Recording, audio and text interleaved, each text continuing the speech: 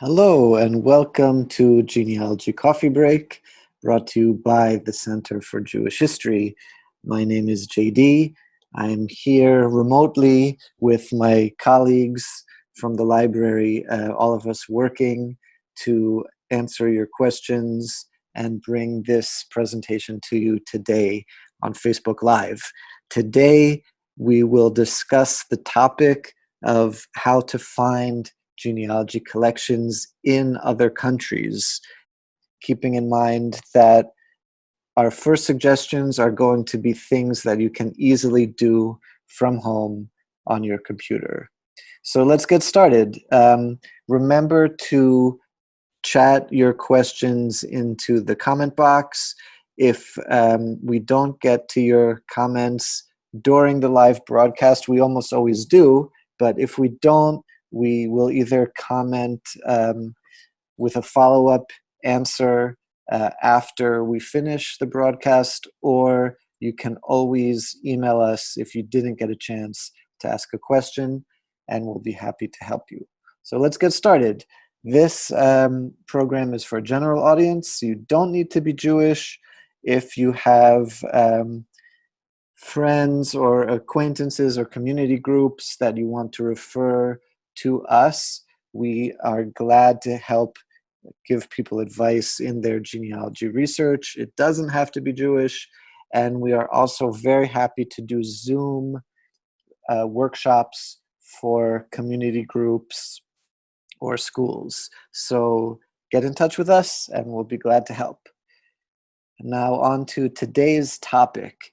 The 4 basic points that I'll cover in this coffee break are our own reference guides that we, the librarians, have created that give you a head start when you are looking for genealogy documents that are not online, or you don't know how to get to, or you want to ask an archive in another country if they have documents that could be made available to you. So we've done a lot of work behind the scenes helping to give you a head start. I'll discuss and show those on our LibGuides page. Next, I'll mention a site called ArchiveGrid that can also be helpful. And then I'll do quick run-throughs of some tricks that can also get you a head start when you're trying to navigate the archives of a particular country. I'll give a few examples. And then in general, how you can still get pretty far just using Google for searches and Google Translate if necessary, to get in touch with archivists around the world. And it can't hurt to ask. You can always ask, see if they can help you for a small fee to get copies of documents pertaining to your genealogy. So to start, if you go to the website libguides.cjh.org, libguides.cjh.org, you could enter a key term, a search term in the search box. I've put all of the countries or regions or general geographic areas or histories that we have these research guides already made. So if any of those countries or regions are relevant to you, remember that what used to be referred to as Russia, the former Russian Empire, became many different smaller countries.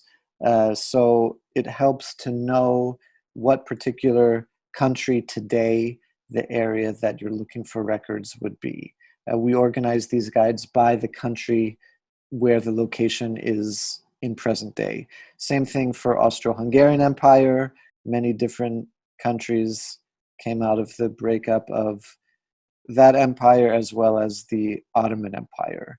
And we can help refer you if you need more help or resources to figure out where the location you're researching is located today. So stop by our LibGuides page. You can check out, for example, the Israel Research Guide. Just gives you a head start. You could probably do this work on your own by Googling and trying and contacting an archive, and then they'll refer you to another archive and say, no, we don't have that time period, you have to go there. So we really give you a nice head start and a checklist. You can see here, for example, certain records from certain time periods would be in the Israel State archives. We reference what particular archive collections might be relevant. Other time periods might be found, on the other hand, in the Jerusalem City Archive. And we have some helpful tables of what time period of Ottoman occupation, British occupation, different record sets might be applicable to. So that's an example. This is the layout of the research guides. When you go to the site libguides.cgh.org, again, you would type in Israel, for example, get to the research guide, and then click on the tab Major Resources in Israel. Then you could email or contact those particular archives and ask, hello, I'm interested in such and such specific record. What is your fee? What can I expect to get online? It doesn't hurt to ask. The more that people ask, the more that archives around the world have an incentive to help provide copies of documents for people. So it doesn't hurt to ask. Alternately, the site Archive Grid, you can see the URL for the site up in the top of the image. You could also Google search the term Archive Grid to find this site, if that's easier. This is a collection of a catalog, basically, of archive collections all around the world that you could navigate through this map. You could search by key terms. Just keep in mind that, as you can see in the list of archives there on the right side of the page, we, Center for Jewish History, are there at the top for Jewish-specific search term. Most of the other archives are academic or special collection library and archives like us. So if you were looking for somebody's birth certificate, for example, there probably wouldn't be a specific search term or record set that you could find on this site, Archive Grid, for civil documents that would just be in the National or Municipal Archive. And I'll show you in a second how you could navigate those types of institutions. But if you're looking for an immigrant aid organization or a community organization that someone in your family was a member of, the Workmen's Circle, other institutions like that, there's a good chance that you could find any archival records out there that may exist by looking for the name of the institution in this Archive Grid database. And then, as you can see on that interactive map, you can search collections if the archive has an online portal, or you could contact those archives directly, and hopefully within a reasonable amount of time you could get a response and inform yourself what options are available in that particular archive, if they can make a scan for you, if they can make a paper copy. For whatever small fee they might require, you can still get access to documents without leaving home, without going in person. So Archive Grid is a great resource, especially if you wanted to do general historical research about a particular country or town.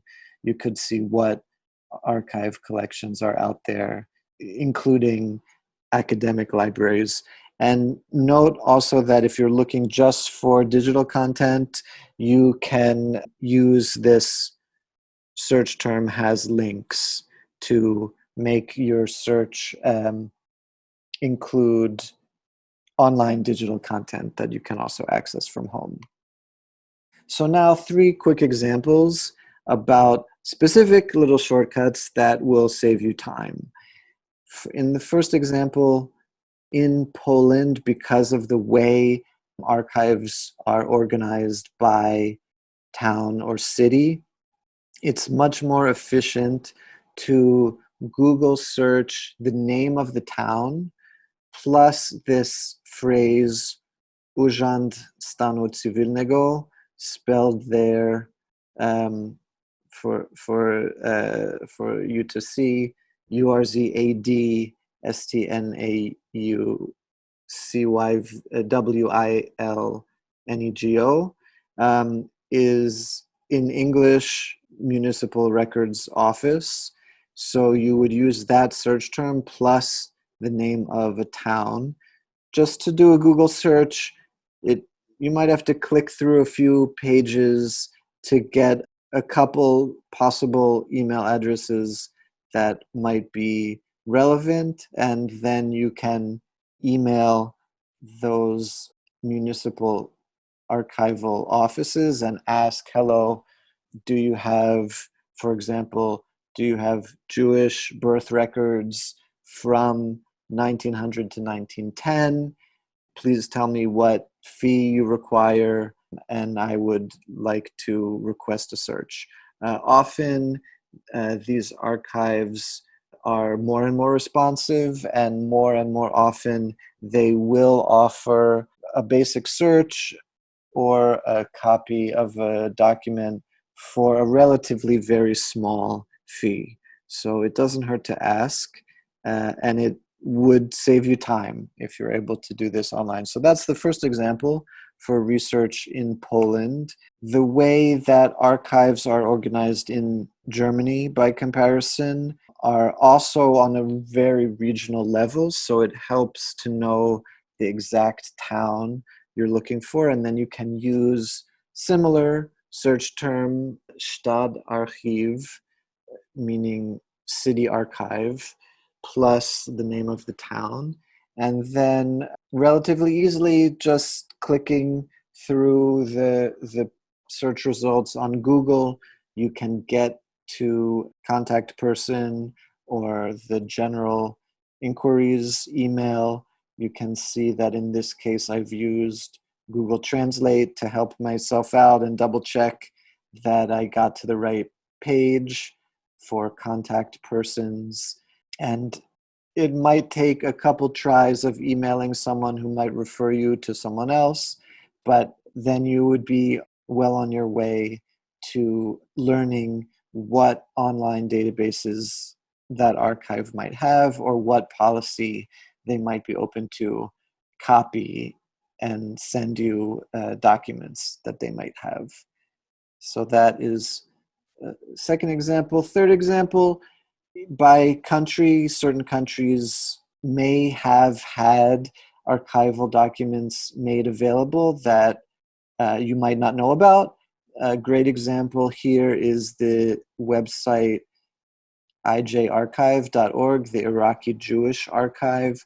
These were documents that were taken for preservation by the American Army when they were found thrown into the flooded basement in the bottom of the Iraqi secret police building at the end of the last regime. These documents were then taken to the US, preserved, photographed.